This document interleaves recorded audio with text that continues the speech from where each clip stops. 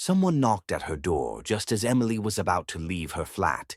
It was strange because she hadn't heard the lift or anyone on the stairs. She quickly tried to put on her other shoe and nearly fell over. There were many unopened letters, probably asking for money, on the floor. She was late to work for the third time this month, and now she had a visitor. Great, she thought. She opened the door and tried to smile in a way that would say, "I'd love to talk, but sorry, I can't." "And how are you today, Emily?" the man at her door asked. "Good, I hope.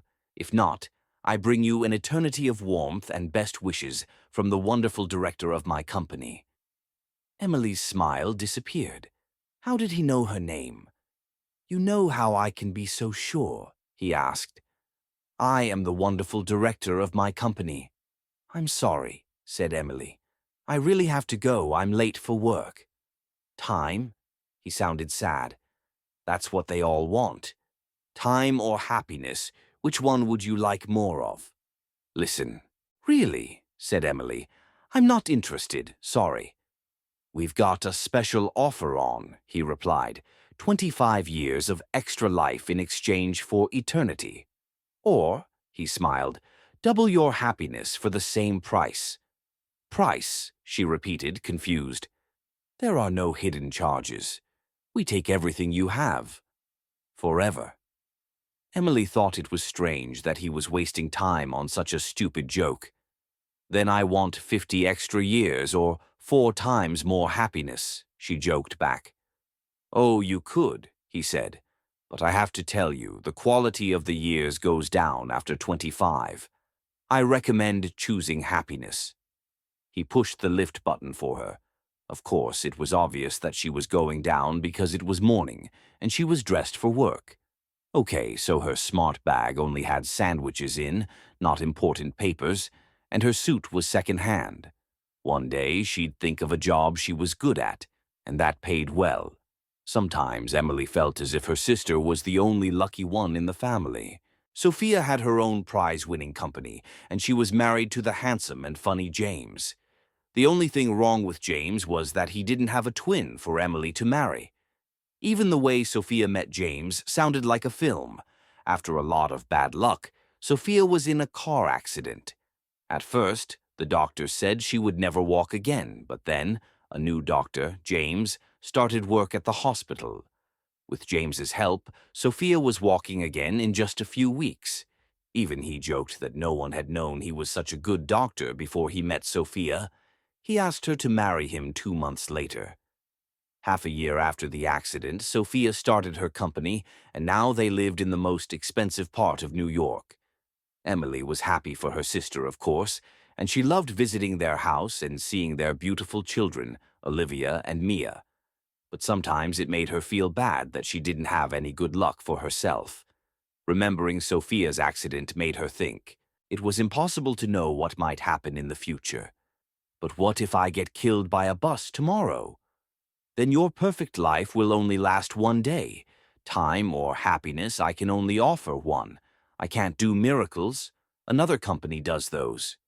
"Well, maybe you should change jobs," she said, and pressed the lift button herself.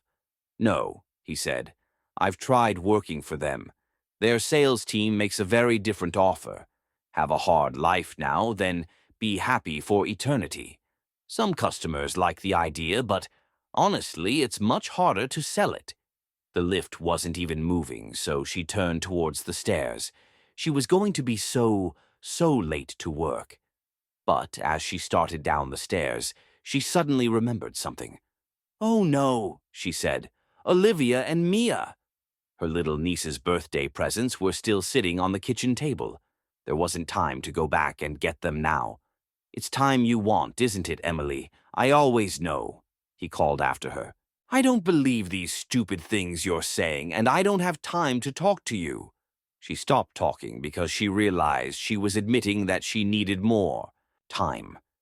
Then she screamed as he slid down the banister and suddenly appeared in front of her, floating in the air with his arms and legs crossed.